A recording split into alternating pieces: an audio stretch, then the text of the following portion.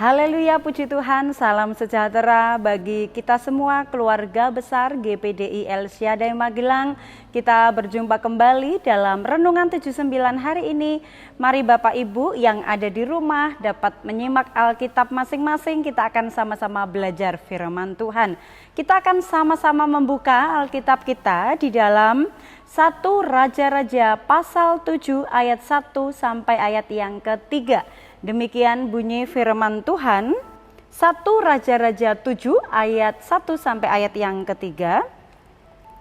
Istana Salomo. Salomo mendirikan istananya sampai 13 tahun lamanya, barulah selesai seluruh istananya itu. Ia mendirikan gedung hutan Libanon 100 hasta panjangnya dan 50 hasta lebarnya dan 30 hasta tingginya, disangga oleh 3 jajar tiang kayu aras dengan ganja kayu aras di atas tiang itu. Gedung itu ditutup dari atas dengan langit-langit kayu aras, di atas balok-balok melintang yang disangga oleh tiang-tiang itu. 45 jumlahnya, yakni 15 sejajar. Puji Tuhan Bapak Ibu, kita boleh bersama-sama belajar dalam 1 Raja-Raja pasal yang ke-7 ini adalah bagaimanakah Raja Salomo sementara melakukan pekerjaan besar. Kalau di dalam pasal yang ke-6 dia telah mendahulukan membangun bait suci dengan semua rancangan-rancangan yang sudah disampaikan oleh Raja Daud ayahnya. Kemudian yang melaksanakan pembangunan bait suci itu adalah Raja Salomo anaknya.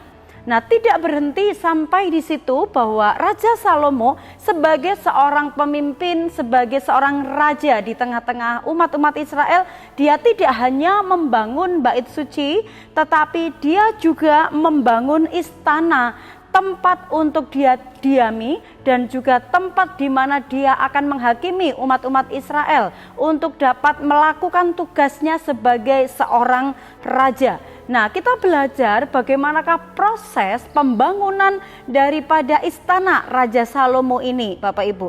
Saya memberikan tema firman Tuhan hari ini adalah tiang penopang. Kalau Bapak Ibu menyimak dalam pembacaan ayat 1 sampai ayat yang ketiga, bahwa bangunan istana dari Raja Salomo ini dibangun dengan begitu besar, dengan begitu megah.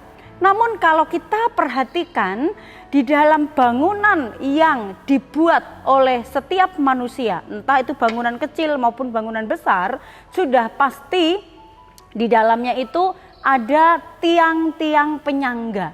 Ya, tadi dituliskan bahwa istana Salomo ini dibangun dengan ada 3 jajar tiang penyangga, di mana per jajarnya itu ada 15. Jadi ada 3 jajar tiang penyangga, per jajarnya ada 15. Totalnya tiang-tiang yang ada di istana itu adalah 45. Ya. Nah, Bapak Ibu bisa bayangkan bahwa bagaimanakah tiang yang sedemikian banyak ini untuk menyangga bangunan yang besar. Ini menunjukkan bahwa istana Raja Salomo ini adalah tempat yang begitu besar, karena yang tinggal di dalamnya tentu saja juga bukan sedikit orang, karena ini adalah sebuah istana kerajaan. Nah, persamaan dari tiang penyangga adalah tiang penopang. Oleh karena itu saya memberikan tema yaitu tiang penopang. Kita sama-sama belajar apa yang dimaksudkan dengan tiang penopang itu. Tiang, Bapak Ibu memperhatikan ada tiang-tiang ya di dalam rumah, tiap-tiap rumah atau tiap-tiap bangunan. Apa sih fungsi daripada tiang penopang itu ya? Namanya tiang ya, dia fungsinya adalah menahan bangunan supaya tetap tegak berdiri. Bapak Ibu bayangkan jikalau ada atap rumah tapi nggak ada tiangnya gitu ya, tentunya tidak akan menjadi sebuah bangunan. Dia akan roboh karena tidak ada tiang yang menyangga. Dan fungsinya tiang juga adalah menjaga bangunan itu supaya tidak roboh atau tidak mudah ambruk ya, tidak mudah jatuh. Nah, ini adalah fungsi daripada tiang penopang itu. Tiang itu sendiri kalau fungsinya adalah menopang ya, menyangga beban yang begitu berat, maka tiang itu harus dibuat dari bahan pilihan supaya dapat menghasilkan tiang yang kuat, dapat menghasilkan tiang yang kokoh. Dalam pembangunan Istana Salomo tadi dituliskan ada 3 jajar dan totalnya ada 45 tiang. Dan tiang itu bukan tiang-tiang sembarangan tentunya, tetapi tiang yang dalamnya itu dari bahan-bahan. Kalau Bapak Ibu membaca semua bahan-bahan bangunan yang disiapkan oleh Raja Salomo itu adalah bahan pilihan, bahan yang mahal-mahal, bukan barang yang murahan. Jadi untuk membuat tiang ini juga, tiang yang kokoh, yang kuat, harus dibuat dari bahan yang kuat juga, ya. Nah, kita belajar tentang tiang penopang. Siapa sebenarnya tiang penopang itu? Di dalam pembacaan firman Tuhan hari ini kita baca 1 Timotius 3 ayat yang ke-15. 1 Timotius 3 ayat yang ke-15. Di sana di firman Tuhan dikatakan, jadi jika aku terlambat, sudahlah engkau tahu bagaimana orang harus hidup sebagai keluarga Allah, yakni jemaat dari Allah yang hidup, tiang penopang dan dasar kebenaran. Ya, siapakah tiang penopang itu, Bapak Ibu? Tiang penopang adalah jemaat Tuhan sendiri, dikatakan oleh Rasul Paulus, ya. Nah, dalam perikop ini juga tertulis bahwa jemaat Allah adalah dasar dan penopang kebenaran.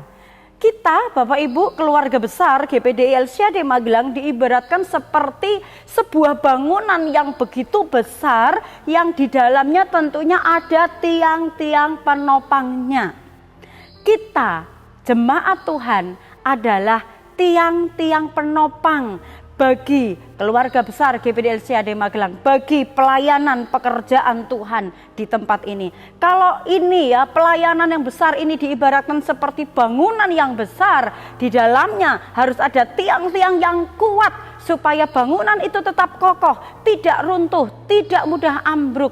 Harus ada tiang-tiang yang kuat di dalamnya. Entah itu sebagai majelis jemaat, sebagai hamba Tuhan, sebagai jemaat, ya. Nah, tetapi bahwa kita semua ini adalah merupakan tiang-tiang penopang bagi gereja ini. Bersyukur Bapak Ibu bahwa kalau Tuhan yang menetapkan kita sebagai penopang bagi pekerjaan Tuhan di tempat ini. Apa posisinya tiang penopang dalam pembacaan tadi, ya?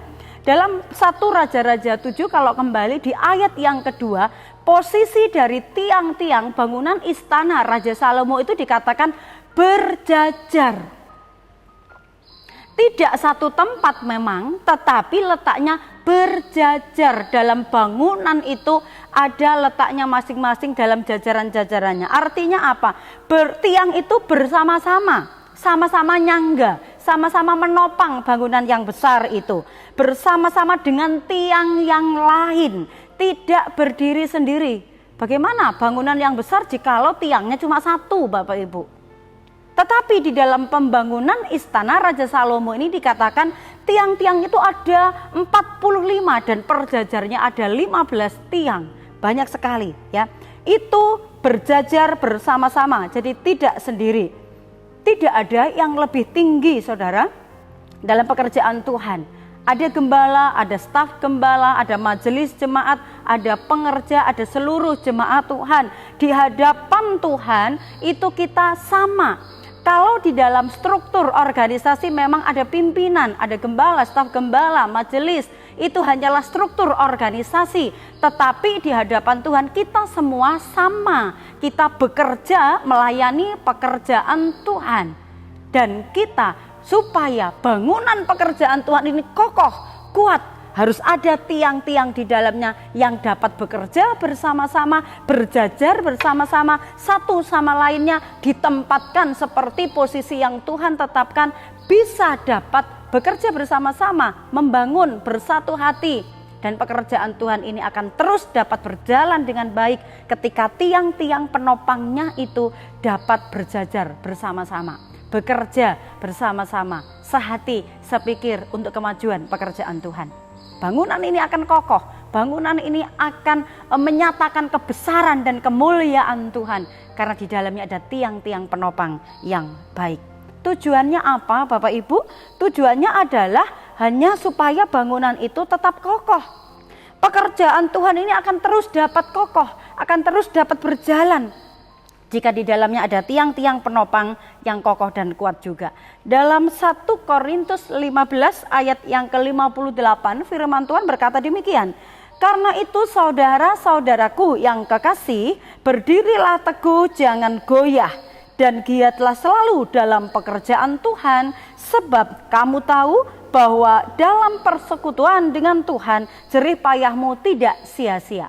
Firman Tuhan di dalam ayat ini dikatakan berdiri teguh, jangan goyah. Ada tiang-tiang yang mungkin karena bahannya kurang bagus, keropos, cepat sekali tidak dapat bertahan lama. Tapi tiang yang dibuat oleh bahan yang baik, oleh bahan-bahan yang kuat, bahan-bahan pilihan, maka akan menghasilkan tiang yang kokoh dan kuat. Demikian juga kita sebagai tiang-tiang penopang gereja ini, ketika kita kuat karena ada firman Tuhan, ada Roh Kudus di dalam hidup kita, maka kita menjadi tiang-tiang yang kuat untuk dapat menopang pekerjaan Tuhan yang besar ini sebagai bangunan yang harus terus dijaga di hadapan Tuhan.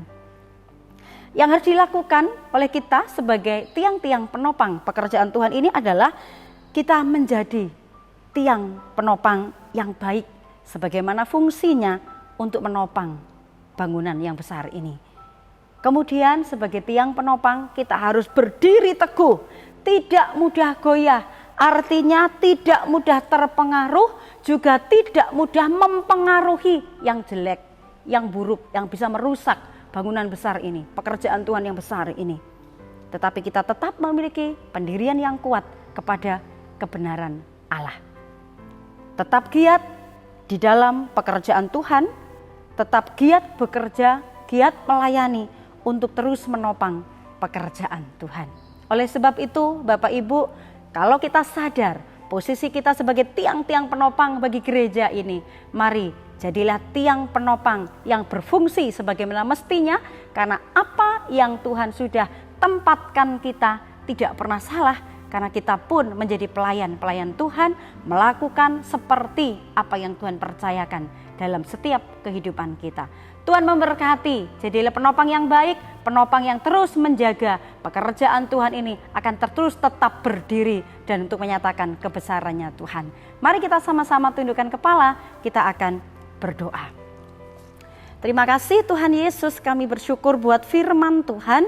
Karena seperti apa yang Engkau sampaikan lewat renungan hari ini, kami adalah tiang-tiang penopang. Keluarga besar GPDI LCAD Magelang kiranya dapat menyadari bagaimanakah posisi kami semua di hadapan Tuhan sebagai tiang-tiang penopang pekerjaan Tuhan di tempat ini, agar kami terus menjaga kehidupan kami layak di hadapan Tuhan, menjadi tiang penopang yang baik, mendukung pekerjaan Tuhan yang ada di tempat ini, sampai kami dapat terus melihat kemuliaan Tuhan dinyatakan. Terima kasih, kami bersyukur kepadamu Tuhan, berkati umat-umatmu, keluarga GBD LCAD Magelang, untuk mereka terus dapat memandang kebesaran Allah dan kemuliaan Allah.